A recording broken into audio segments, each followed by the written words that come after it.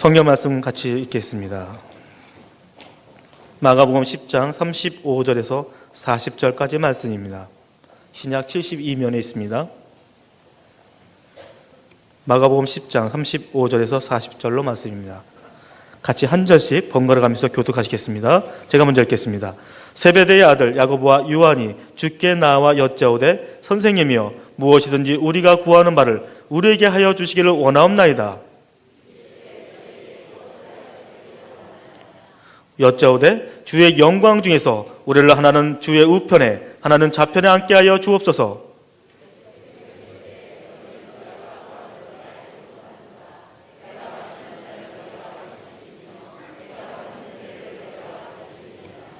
그들이 말하되 할 수 있나이다. 예수께서 이르시되 너희는 내가 마시는 잔을 마시며 내가 받는 세례를 받으려니와. 같이 읽겠습니다.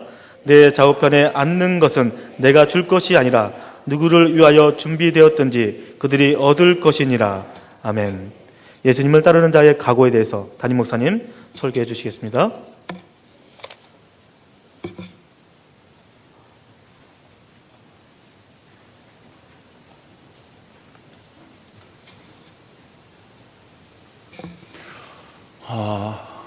오늘 중고등학생들도 예배에 참여하게 됐는데요.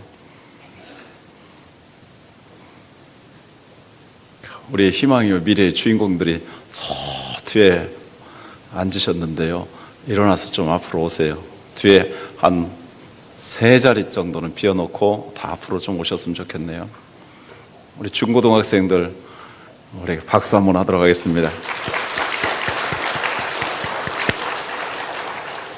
3줄 정도 비워놓고 앞으로 좀 오세요.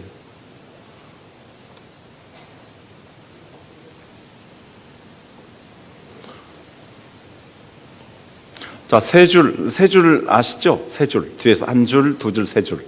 거기까지 일어나셔서. 옳죠.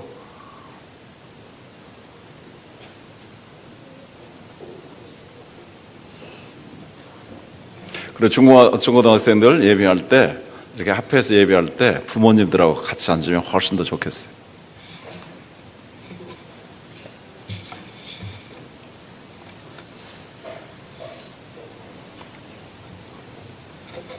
우리 옆에 사람들이 같이 인사하겠습니다. 주 안에 사랑합니다. 정말 사랑하고 싶습니다. 네. 지난주에 이어서 두 번째로 말씀을 전하도록 하겠습니다. 주님, 예수님을 따르는 자의 과거가 어떠한 것인가? 예수님께서는 이미 제자들에게 3번이나 자신이 순환당하실 것을 말씀하셨습니다. 그리고 다시 한 번 더 예루살렘으로 올라가시면서 제자들에게 순환당하실 것을 매우 구체적으로 말씀하셨습니다. 보라, 우리가 예루살렘에 올라가노니 인자가 대제사장들과 서기관들에게 넘겨짐에 그들이 죽이기로 결의하고 이방인들에게 넘겨주겠고 그들은 능욕하며 침뱉으며 채찍질하고 죽일 것이나 그는 3일 만에 다시 살아나리라 하시니라. 예수님이 채찍질 당하시고 침뱉음을 당하시고 능력을 받으실 것을 말씀하셨습니다. 주님은 그것을 아시면서도 우리 인간을 구원하는 하나님의 뜻이요 참된 길이시기에 묵묵히 예루살렘을 향해서 올라가고 계십니다.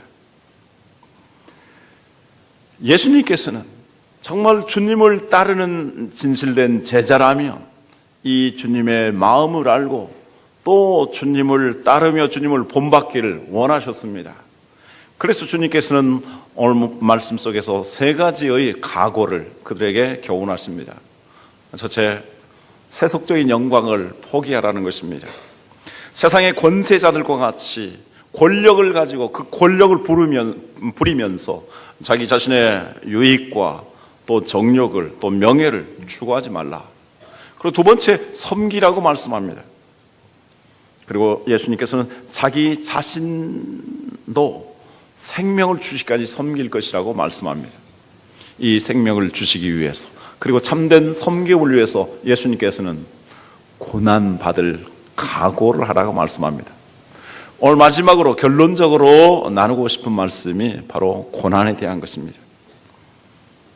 예수님께서 최후로 주님의 제자들에게 말씀하신 각오는 고난받을 각오입니다. 38절 39절 같이 읽도록 하겠습니다.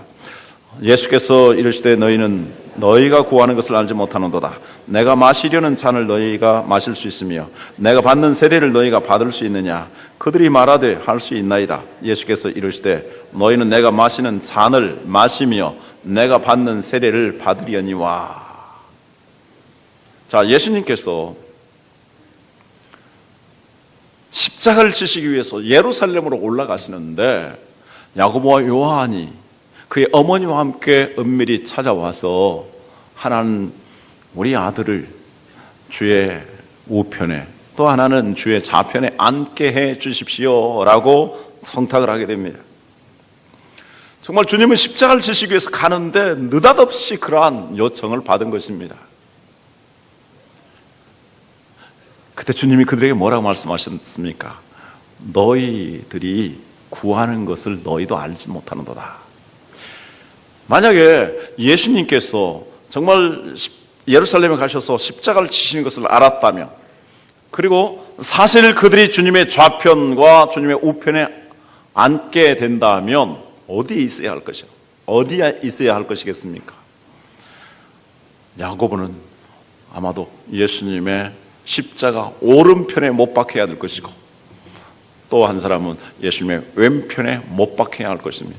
그것이 주님의 좌편, 주님의 우편을 차지하는 것입니다. 그래서 주님 말씀하십니다. 너희가 구하는 것을 너희가 알지 못하는도다. 너희가 나의 잔을 마시겠느냐라고 말씀하셨습니다. 주님 말씀하신 잔은 무엇입니까? 바로 십자가의 잔입니다. 보혈을 흘리는 잔입니다. 그 십자가의 죽음의 잔을 너희가 마시겠느냐. 그런데 제자들은 어떻게 생각합니까? 예수님이 임금이 되시며 예수님과 더불어서 이제 축배의 잔을 마실 거라고 그들은 착각하고 오해하고 있었던 것입니다.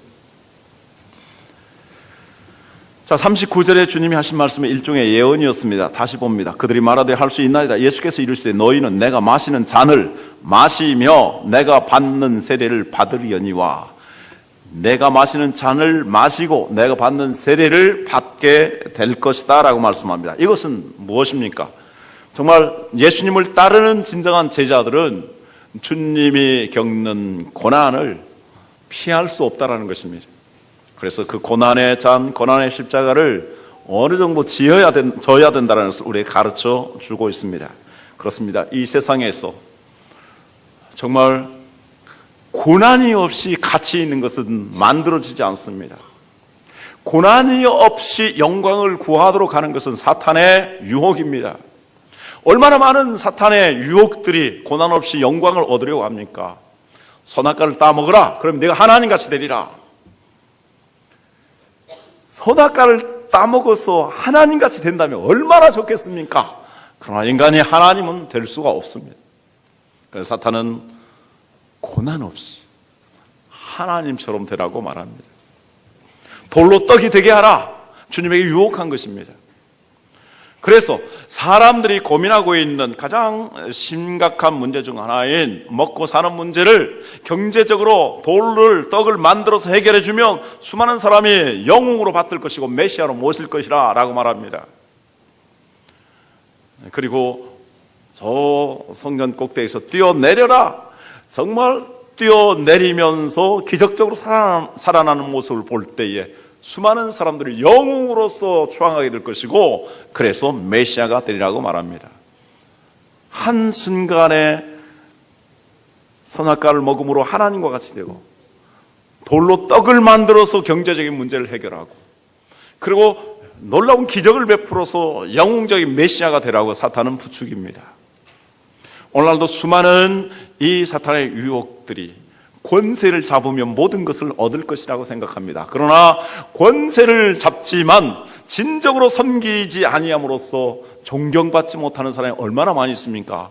대통령이 되었다 할지라도 정말로 진정으로 섬기며 또 나라와 국민들의 미래를 위해서 봉사하지 아니하면 길이 존경을 받을 수가 없습니다. 한순간에 성공하라고 도박을 부추깁니다. 쾌락을 부추깁니다. 투기를 부추깁니다. 투쟁하게 만듭니다. 이런 것들이 전부 사탄이 주는 그러한 유혹들입니다. 이 세상에 고난 없이 만들어줄 수 있는 게 어디 있겠습니까? 하나님께서 우리에게 이마에 땀을 흘려야 건강해지고, 이마에 땀을 흘려서 엿새 동안 일함으로써 일용할 양식을 우리에게 먹으라고 말씀합니다. 정말 한 생명이 태어나는 데 있어서 어머니의 그 잉태의 고통과 해산의 수고, 절규, 생명을 건 이 일을 통해서 한 생명이 태어나는 것이 아니겠습니까?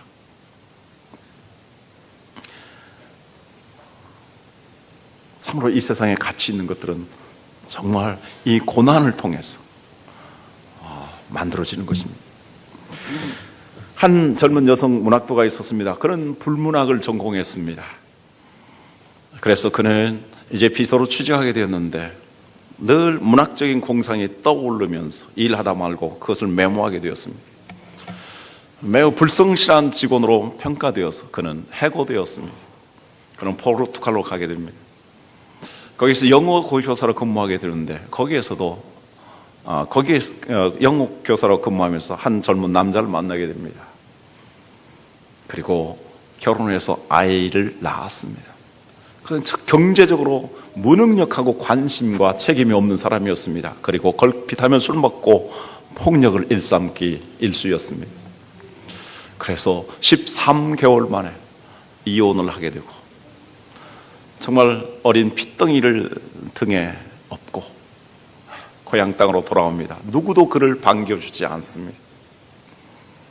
그는 11만 원의 최저 생계비 지원을 받으면서 근근히 생명을 이어갔습니다. 아이 기저귀를 사줄 돈이 없어서 그것을 훔치려다가 망신을 당하기도 했습니다. 그래서 그는 자살하기로 결심하고 수면제를 사서 먹으려고 하는 순간 아이가 웁니다. 그 울음소리를 듣고 그는 더 이상 죽을 수가 없었습니다. 그는 자기 자신이 망가져가고 죽어가는 모습을 보면서 마지막 의사를 찾았습니다. 심각한 우울증, 조울증이라고 했습니다. 의사는 권고했습니다. 당신이 가지고 있는 취미는 무엇입니까?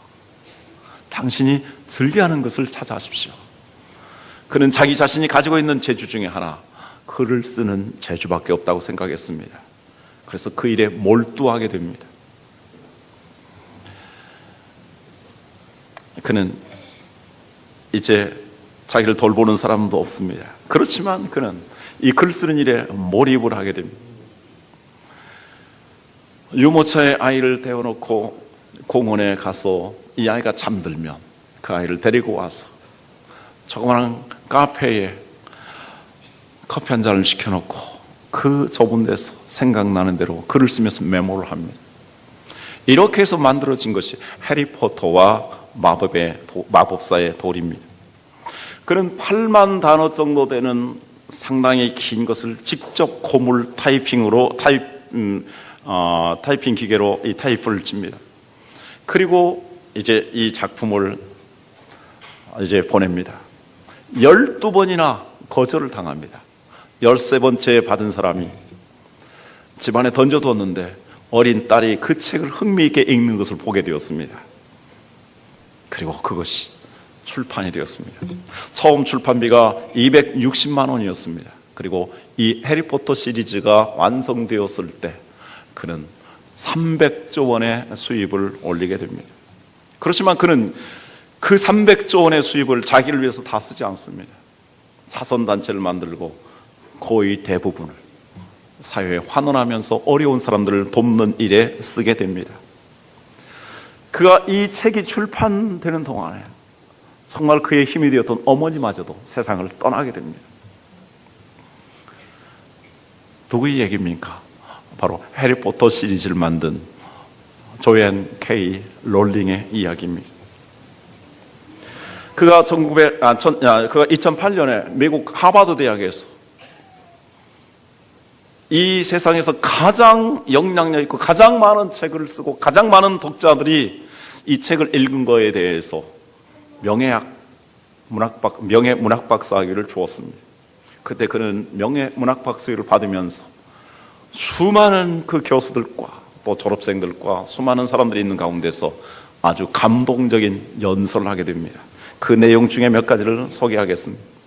저는 여러분께 인생의 기적을 일으키는 두 단어를 알려드립니다. 바로 실패와 상상력입니다. 저는 이혼, 실업, 가난 등 엄청난 실패를 겪었습니다. 그러나 가장 두려워하던 실패가 현실이 되어버렸기 때문에 오히려 자유로워질 수 있었습니다. 가장 밑바닥을 경험한 것이 새 인생을 세울 단단한 기반이 되었습니다. 대단히 실패한 삶이었습니다. 결혼 생활은 얼마 못 가서 파탄이 났고 저는 졸지에 직장도 없이 자식을 키우는 처지가 되었습니다. 그리고 노숙자를 제외하고는 현대 영국 사회에서 더할 나위 없이 가난한 사람이 되었습니다. 제 삶은 제가 알고 있는 그 어떤 사람의 삶보다 실패한 삶이었습니다. 그러나 실패와 고난은 삶에서 불필요한 것들을 모두 벗겨내 버렸습니다. 저는 실패한 제 자신을 있는 그대로 받아들이게 되었고 제가 가진 모든 열정을 제게 가장 소중한 한 가지에 쏟아붓기 시작했습니다. 제가 그토록 두려워했던 실패와 고난을 경험했기 때문에 마침내 저는 실패에 대한 두려움으로부터 자유로워졌습니다. 그런 엄청난 실패를 겪고도 저는 여전히 살아 숨쉬고 있었고 제가 너무나도 사랑하는 딸이 곁에 있었고 제게는 낡은 타자기 한 대와 원대한 꿈도 있었습니다. 제가 출애할 때까지 부딪혔던 딱딱한 바닥을 주춧돌 삼아 그 위에 제 삶을 다시 튼튼하게 지을 수 있었습니다. 살다 보면 누구나 실패하기 마련입니다. 극도로 몸을 사리고 조심하면 실패를 면할지 모르지만 그렇게 사는 것은 삶이 아닙니다. 실패가 두려워 아무 시도도 하지 않는다면 실패한 것이 없어도 삶 자체가 실패입니다. 실패함으로써 저는 시험을 통과해서 얻을 수 없었던 마음의 안정을 찾았습니다. 저는 실패를 통해서 저 자신에 대해 더 잘 알게 되었습니다.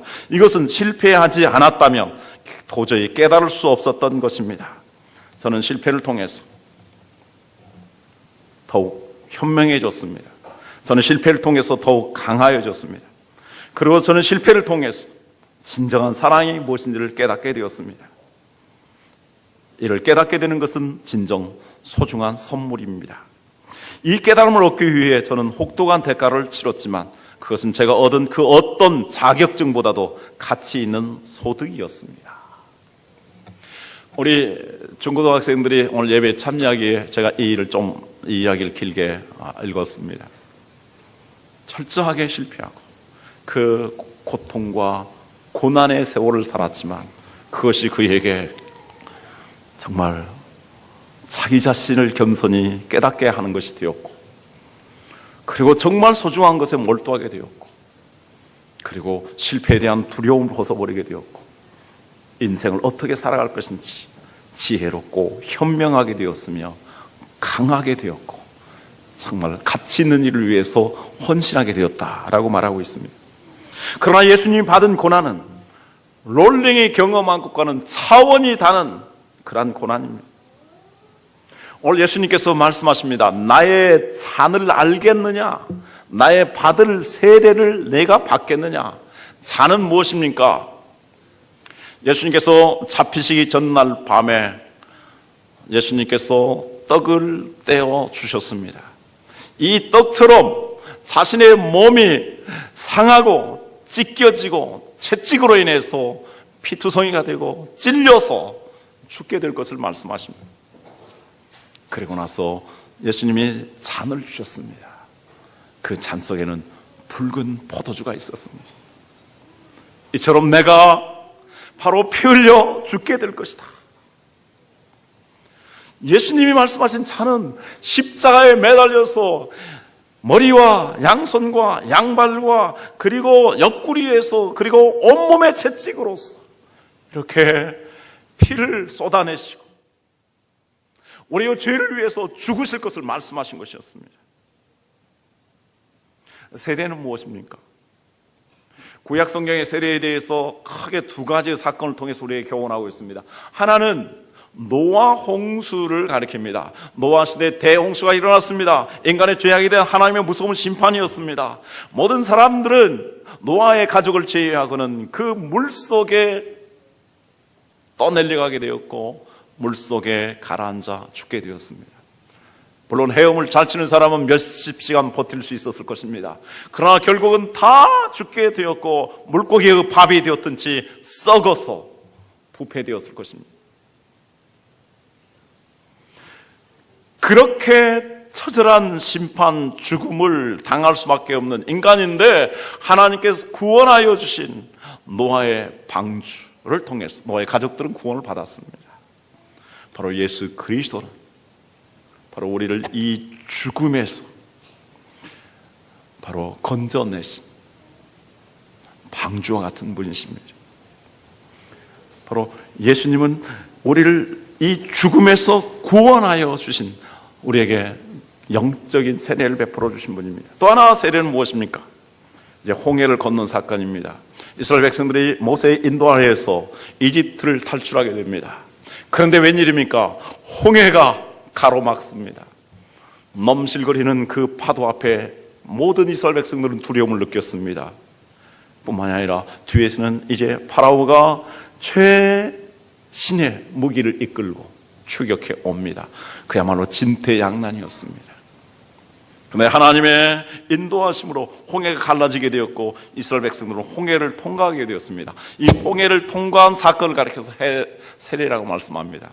그 홍해를 통과한 것은 무엇입니까? 바로 이스라엘 백성들은 구원이었지만 이집트 사람들에게는 완전히 수몰되어서 죽는 것입니다. 이 예수님께서 우리를 구원하여 주시기 위해서 세례를 받으시는데 예수님이 우리를 대신해서 이렇게 순환을 당하시고 고통을 겪으시고 그리고 죽으시고 지옥의 심판의 자리로 내려가실 것을 우리에게 말씀하신 것입니다. 그것이 주님이 당하시는 세례입니다. 그러나 주님은 거기에서 부활하십니다. 다시 살아나신 것이고 우리에게 생명을 주신 것입니다. 예수님이 받은 세례는 영적인, 육체적인, 정신적인 고통이 있었습니다. 예수님이 십자가를 놓고 기도하십니다. 하나님 아버지, 내가 고민하여 죽게 되었습니다. 예수님의 고민은 무엇입니까? 육체의 고통으로 인한 떨림이 있었을 것입니다. 그보다 더 큰 고통은 영원 전부터 하나님과 함께 계셨고 그리고 이 땅에 오셔서도 예수님 하나님과 늘 동행하셨는데 이제 십자가를 지심으로 말미암아 하나님으로부터 떨어지게 됩니다. 그 영적인 고통을 놓고 예수님은 고민하여 죽게 되었다라고 말씀합니다. 예수님이 정신적인 고통이었습니다. 그리고 예수님은 이제 고난을 당하셨습니다. 채찍을 받으셨는데 얼마나 쇠약해지고 얼마나 가혹하게 십자가를 지셨든지 채찍을 당하셨든지 십자가를 더 이상 지고 갈 수 없이 십자가를 지고 가다 쓰러지고 또 일어섰다 또 쓰러지고 마지막에는 십자가를 지고 가실 수가 없었습니다. 예수님은 십자가상에서 정말 온갖 고통을 다 겪으시고 죄 없으신 분이신데 그 고통을 겪으시고 모든 몸이 찢겨지시고 찔리시고 그리고 피를 다 쏟아주셨습니다. 예수님의 죽음의 의미는 무엇입니까? 이사야 53장 5절에 7절 우리 다 같이 읽도록 하겠습니다. 그가 찔림은 우리의 허물 때문이요 그가 상함은 우리의 죄악 때문이라. 그가 징계를 받음으로 우리는 평화를 누리고 그가 채찍에 맞음으로 우리는 나음을 받아도다. 우리는 다 양 같아서 그릇 행하여 각기 제 길로 갔거늘 여호와께서는 우리 모두의 죄악을 그에게 담당시키셨도다. 그가 곤욕을 당하여 괴로울 때도 그의 입을 열지 아니하였으며 마치 도주장으로 끌려가는 어린 양과 털 깎는 자 앞에서 잠잠한 양같이 그의 입을 열지 아니하였도다. 예수님이 이 십자가를 지시면서도 이렇게 참으시고 고난을 몸소 다 받으신 것은 우리의 죄악을 담당하시기 위한 것이었습니다. 예수님이 이렇게 철저하게 영적인, 육체적인 그리고 정신적인 고통을 받으심으로 마지막에 예수님은 하나님으로부터 이렇게 십자가를 지며 죽게 되었을 때 엘리 엘리 라마 사박다니 나의 하나님, 나의 하나님, 어찌하여 나를 이렇게 버리셨나이까? 절규하시면서 십자가를 지셨습니다. 그 십자가를 지시고 피 흘리셨기에 우리의 모든 죄와 허물이 다 사하여진 줄 믿습니다. 과거와 현재의 미래의 연약함으로 지은 죄까지도 다 사하여 주신 줄 믿습니다. 하나님과 이제 화평하게 되고 이웃을 진정으로 사랑하게 된 줄로 믿습니다. 우리의 마음에 진정한 평화를 누리게 되고 우리의 상처를 치유받고 다른 사람들을 사랑하고 용서할 수 있는 은혜를 주신 걸로 믿습니다. 오늘 우리가 이 성찬에 참여하게 될 것입니다. 이 은혜가 있기를 바랍니다. 세례를 받는 자들에게 정말 예수님과 함께 십자가에 못 박혔다가 다시 살아남으로 말미암아 정말 죄사함과 그리고 영원한 생명과 부활의 능력을 경험하는 하나님의 은혜가 있기를 주님의 이름으로 축원합니다. 그러나 고난은 고난으로 끝나지 않습니다. 주님은 고난 후에 있을 영광에 대해서도 암시하여 말씀합니다. 40절 말씀을 같이 읽습니다. 내 좌우편에 앉는 것은 내가 줄 것이 아니라 누구를 위하여 준비되었든지 그들이 얻을 것이니라. 주님은 십자가를 지시지만 십자가 이후에 하나님의 보좌에 앉으시는 영광을 바라보셨습니다. 그래서 십자가를 찬송하면서 지셨습니다. 주님의 제자들 고난을 당할 것이지만 그러나 고난으로 끝나는 것이 아니라 고난 후에 영광이 있다는 것입니다. 그 영광은 세속적인 영광이 아닙니다.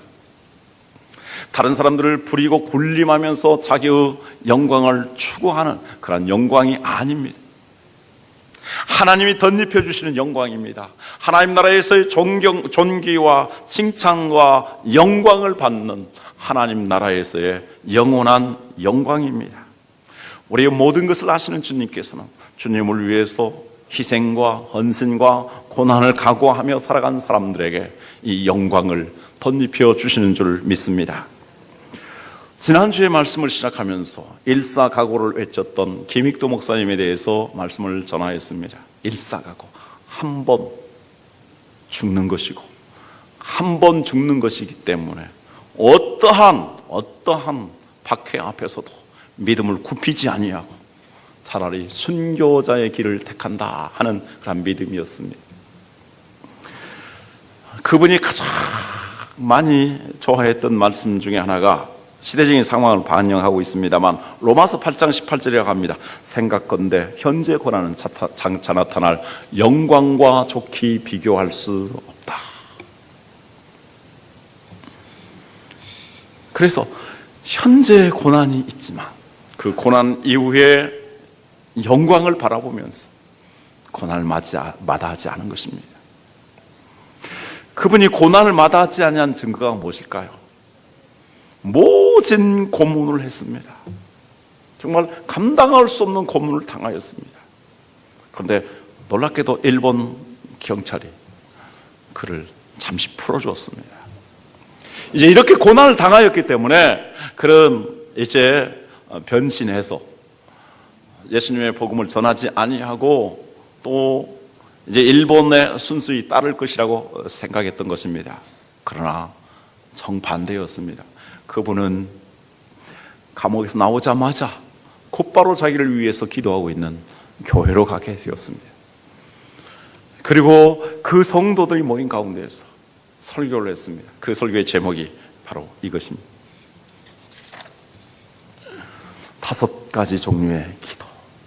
저는 이 시간, 이 순간 5가지 기도의 제목을 가지고 있습니다. 여러분 저를 위해서 기도해 주십시오. 첫 번째, 죽음의 권세를 이기게 하옵소서. 죽을 각오를 하고 있는 것입니다. 두 번째 기도의 제목은 장기간의 고난을 견디게 하옵소서.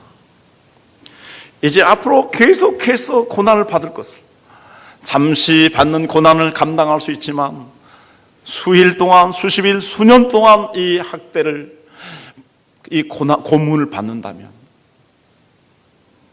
초인적인 인내가 아니면 감당할 수 없기 때문에 하나님 도와달라고 기도를 부탁한 것입니다. 세 번째, 나의 노모와 처자와 나의 사랑하는 교우들을 주님이 돌봐 주십시오.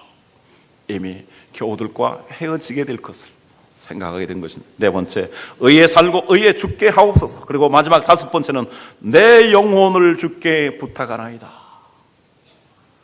이게 핵심 줄거리입니다만 그 내용 가운데서는 일사각오의 자세로 우리 모든 성도들이 믿음을 지키며 살아야 합니다 라고 말하게 되었고, 그것을 지켜보던 일본 고등 순사들이 그를 체포해서 감옥으로 데려가고, 그리고 모진 고문 끝에 순교를 당하게 됩니다. 이분이 정말 초인적인 힘을 가지고 있었기 때문에 그렇게 고난을 감당하고 이길 수 있었을까요? 정말 그분도 두렵고 떨렸을 것입니다. 감당하기 어려웠을 것입니다. 그래서 하나님께 기도하였고, 그래서 성도들에게 기도해달라고 이렇게 부탁한 것이 아니겠습니까? 우리도 고난의 길을 걸어야 되겠지만 이 고난은 정말 우리가 좋아하지 않습니다. 누가 고난을 좋아하겠습니까?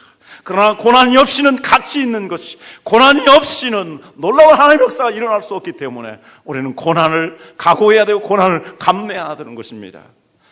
그 고난을 우리의 힘으로 이기기가 어렵습니다.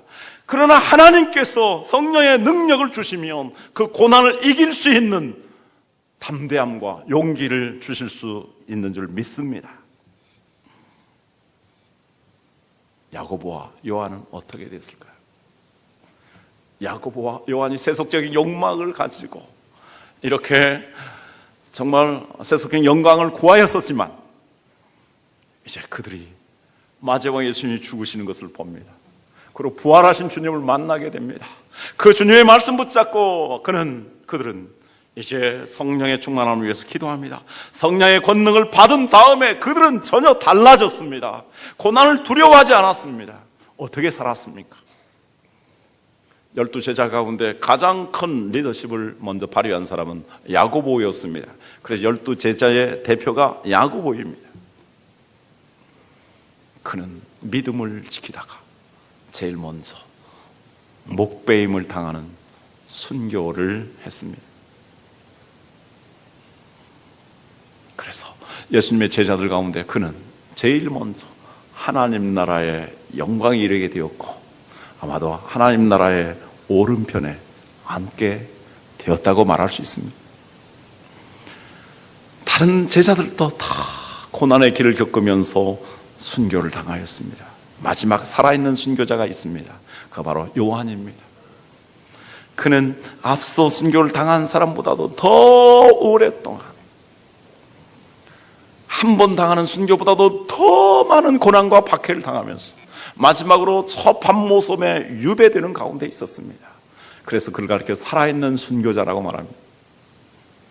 그는 마지막까지 바로 요한계시록을 기록하고 성경을 완성한 다음에 순교의 죽음을 받게 됩니다. 그도 하나님 나라의 영원한 영광에 참여하게 되었을 것입니다. 오늘 우리는 어떠한 자세로 예수님을 믿고 신앙생활을 합니까? 피상적인 신앙생활은 아닌가요? 예수 믿고 복 받는 것이 우리의 중요한 목표가 되는 것은 아니겠습니까? 정말 우리는 보다도 진실한 믿음을 갖기를 원합니다. 우리 인생에서 중요한 것은 길이가 아닙니다. 얼마나 오래 사느냐, 그것이 중요하지 않습니다.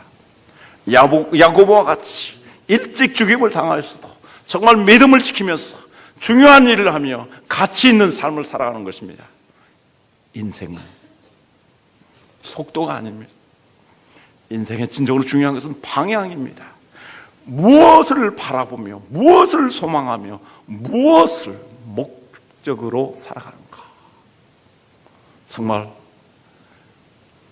이 세상에 더러워지고 쇠하여지고 사라지는 그러한 영광이 아니라 정말 부활의 산 소망, 존귀와 칭찬과 영광을 얻는 이 소망 가운데 우리가 살아가는 것입니다.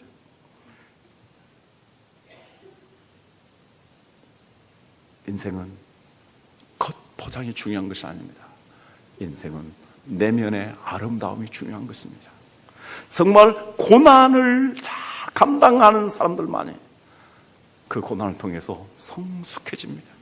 그 고난을 통해서 성화됩니다. 광물질이 용광로를 통하지 않냐고서는 그 존귀한 광물이 될 수 없는 것처럼 고난을 통해서 우리가 성화되는 것입니다. 고난을 통해서 거룩하여집니다. 고난을 통해서 강하여집니다. 고난을 통하여서 하나님 앞에 귀하게 쓰임 받게 되는 것입니다. 같이 기도하겠습니다.